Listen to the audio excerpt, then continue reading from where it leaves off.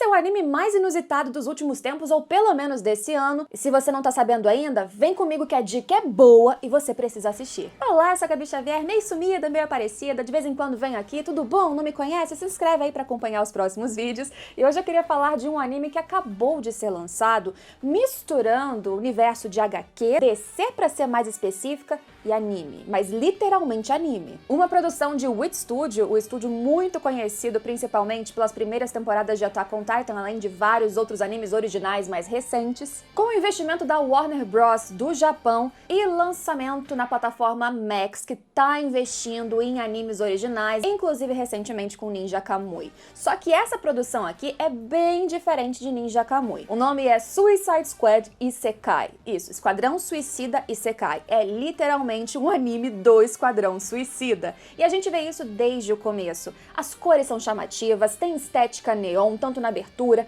encerramento, em algumas cenas mais específicas, o humor muito adequado, que sinceramente funciona muito melhor do que a adaptação que recentemente saiu para o cinema. Se você quer saber do que se trata, o que é essa história, o que Esquadrão Suicida tem a ver com anime e Isekai, e por que isso daria certo, vem comigo comentar o que eu achei desses 3 primeiros episódios que já foram lançados. Em narrativa, animação, estética, minha opinião geral e se pra mim vale mesmo a pena assistir ou não. Se você já assistiu ou assistir depois desse vídeo, por favor, vem aqui embaixo e me conta qual a sua opinião, que é super importante pra mim. E se quiser camisetas incríveis como essa que eu estou utilizando aqui, que tem moletom, tem manga comprida, tem várias estampas incríveis baseadas em anime, Japão e tudo mais, coleção exclusiva em loja.com.br/Gabi-Xavier, direto tem promoção, frete grátis, acompanha aqui embaixo. E se comprar, não esquece de me marcar nas redes sociais, que se eu ver, porque às vezes eu sou meio perdida, eu com certeza vou lá curtir. Pois bem, Suicide Squad Isekai é uma história que adapta o universo, parte deste universo da DC Comics,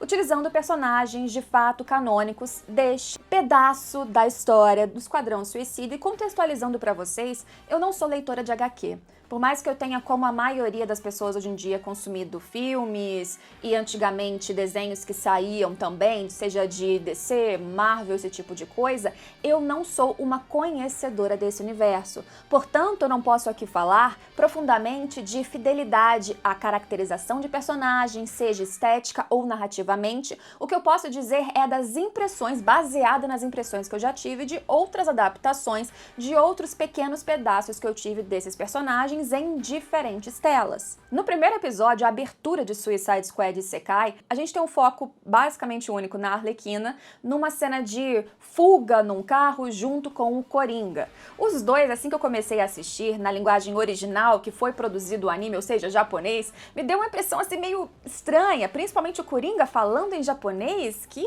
situação meio atípica. E por enquanto, esse é o único áudio disponível, portanto não tem em português para aliviar essa impressão para alguns de vocês. Se querem em inglês, apenas as legendas, que tem algumas opções, e claro, em português. Só que isso logo passou, eu já acostumei com a linguagem, mesmo vinculando com personagens que a gente tipicamente pensa em ocidente, em inglês ou pelo menos dublagem em português. E a Arlequina, pra mim, ficou não apenas em estética muito parecida com a original, com um traço japonês, mas ela também coube muito bem nesse humor, nesse quê meio louquinho, ao mesmo tempo que violenta, apaixonada, mas também muito perigosa. Parece que é uma personagem que nasceu pro mundo de animes. Então essa adaptação, ainda que mude sim um pouco dessa Arlequina que eu já vi em outros momentos, pra mim ficou perfeita no caso dela. E sinceramente, eu acho que o anime conseguiu trazer, num geral, nesses 3 primeiros episódios pelo menos, esse tom de comédia que casa com a história sem apagá-la, sem deixar que o universo também fale por si.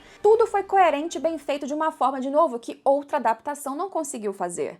E essa primeira cena já começa a falar sobre perseguir um novo mundo, a gente não entende muito bem o que está acontecendo, uma cena aqui e ali já mostra a Amanda Waller, muito conhecida também pelos fãs aí da DC e do próprio Esquadrão Suicida, abrindo um portal para algo que a gente logo descobre que é para um novo mundo, só que a gente não tem muitas informações. Então esse grande começo do primeiro episódio episódio é praticamente um show de imagens, uma sequência rápida, tiros e várias coisas. Já mostra que a animação tá com um design sensacional nos personagens. Tanto a Arlequina quanto o Coringa, que tem esse destaque, estão lindíssimos. Quando a gente tem planos mais fechados, planos médios, que dão um destaque maior para cada detalhe do rosto, nossa, tá lindo, sensacional. E mesmo quando precisa de movimento e fluidez, eu acho que eles estão dando muito conta do recado, principalmente considerando que são cenas com muitas cores. A facilidade daquilo ficar muito confuso, com cores, elementos demais e cenário e tudo mais, seria enorme.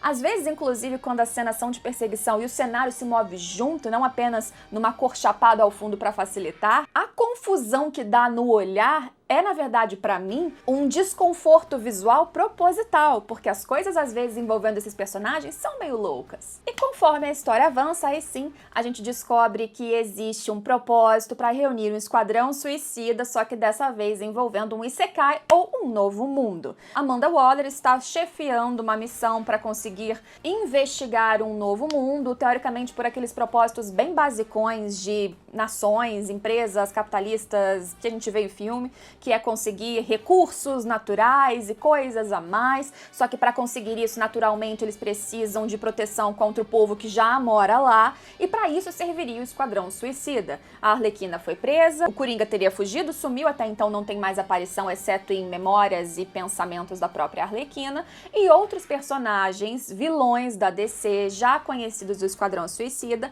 eles aparecem levados para essa missão que a gente vai descobrindo aos poucos para o que é. E o mundo Isekai, gente, é um Isekai de anime. É um Isekai com orcs, com criaturas fantásticas, com mágica, um reino de castelo, um império e lutas, batalhas medievais. É exatamente um Isekai como a gente conhece em vários outros animes, mas a galera da DC, com as suas forças tais como eles são apresentados no universo da DC, habitando naquele contexto. Aí você pensa, nossa, que coisa esquisita, vai ficar um pouco assim, confuso, nada a ver, não combina. Mas não é que combinou? O grupo do Esquadrão Suicida que a gente conhece a princípio apresenta os personagens Arlequina, como eu já falei, o Pacificador, o Pistoleiro, o Tubarão-Rei e o Cara de Barro, Clayface, acho que é isso, eu não conhecia o personagem, pelo menos não me lembro. A dinâmica dele está sensacional. Talvez, por exemplo, pra mim, que não tenho tantas referências, Pistoleiro, Pacificador, Arlequina eu conhecia, os outros não ou nem tanto, mas a dinâmica deles incrivelmente combinou.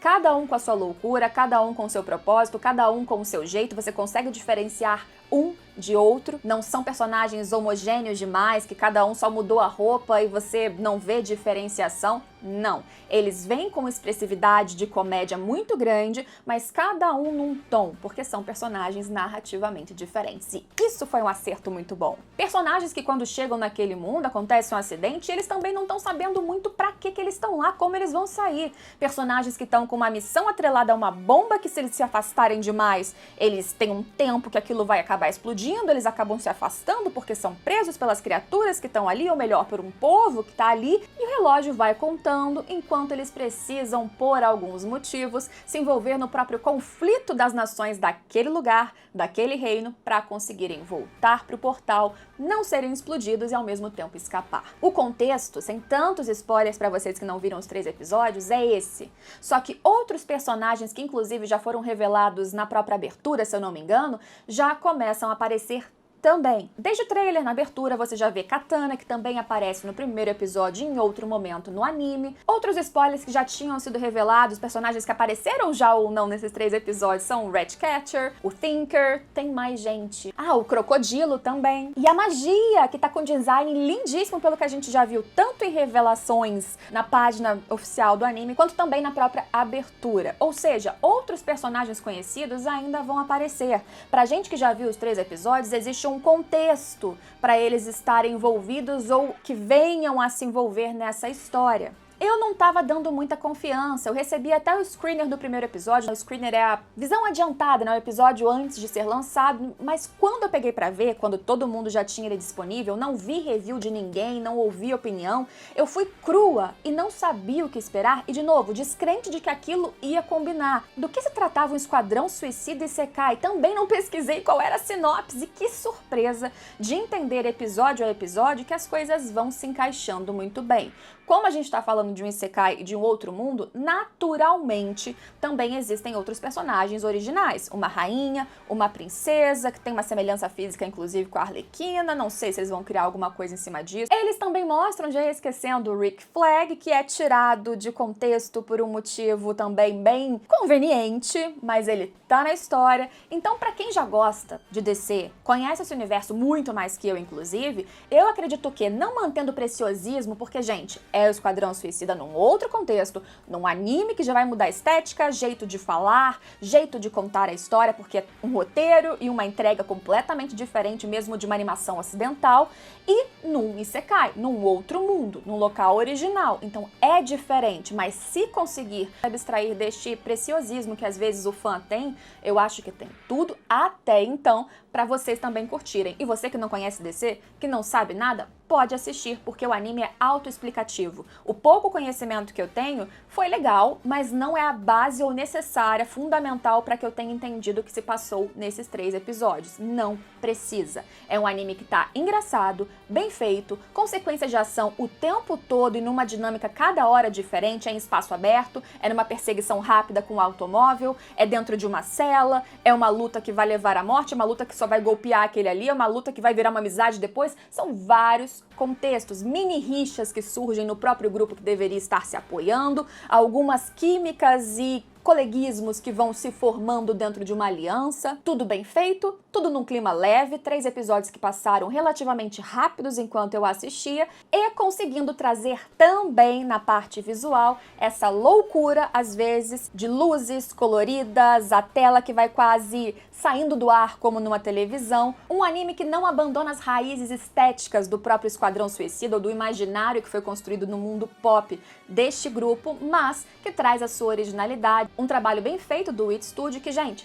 tem 3D. Inclusive, eles trabalham, tanto no encerramento quanto em algumas transições do anime, um mapa do local isekai, que parece quase aquele mapa de Game of Thrones, agora de House of the Dragon, que é um negócio meio 3D, sabe? Aí eles aproximam e a gente vai no local real. Então, tem 3D, não só nisso, mas em outros elementos, o que é típico, normal, mesmo que o Wit Studio não seja super especialista ou renomado nessa utilização. Eu acho que nada ali tá discrepante, mal feito, muito pelo contrário, especialmente a concepção artística, a direção de arte. Até então, eu tô achando bem eficiente, atrativa e funcional para que essa história parece se propor. Se você não assistiu ainda, vá assistir. 3 episódios, 20 e pouquinhos minutos cada um. Tá disponível oficialmente na plataforma Max, lembrando, por enquanto estou gravando apenas em japonês, mas com legenda em português. Vai te dar talvez um estranhamentozinho ouvir japonês, o pessoal ali da HQ falando? Vai, mas depois passa e pelo menos pra mim, me contem aí se vocês discordam ou não. A Arlequina tá combinando muito bem nessa persona de anime. Inusitado, não esperava, não achei que viria aqui elogiar, mas aqui está